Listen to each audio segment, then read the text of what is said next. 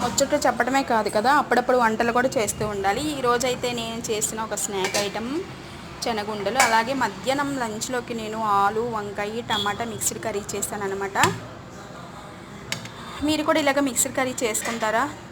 ఆలుగడ్డలు కొన్ని ఉంటే ఒకటి రెండు వేసేసి చేశాను. అలాగే దోసకాయ చట్నీ, చిన్న దోసకాయ ఉంది అనమాట, అది చేశాను. చిన్నది వేసేసి, దోసకాయ ముక్కలు ఎక్కువ వేస్తారు ఇక కనిపించట్లేదు, చిన్నది ఉంటే మరీ చిన్నది దాంతో చేశాను. మొన్న ఒక అమ్మాయి కింద పడిపోతుంది కదా, బాల్కనీలో నుంచి కింద పడిపోతే ఆ రేకుల మీద అమ్మాయి అలా ఉండిపోతుంది. అమ్మాయి మంత్స్ బేబీ కాబట్టే పాకోకుండా అలా ఉండిపోయింది. జారిందంటే ఇంకొంచెం పాప కింద పడిపోయేదే. ఆ అమ్మాయికి ఇంకా భూమి మీద నూకలు ఉన్నాయి. పాప మా తల్లిని బాగా తిట్టేశారు అంట. అందరూ తిట్టేయటం వల్ల అమ్మాయి సూసైడ్ అయితే చేసుకుంది. అందుకే పిల్లల్ని జాగ్రత్తగా ఎత్తుకోండి, చిన్నపిల్లల్ని జాగ్రత్తగా చూసుకోండి, అదే నేను చెప్పేది. Thank you.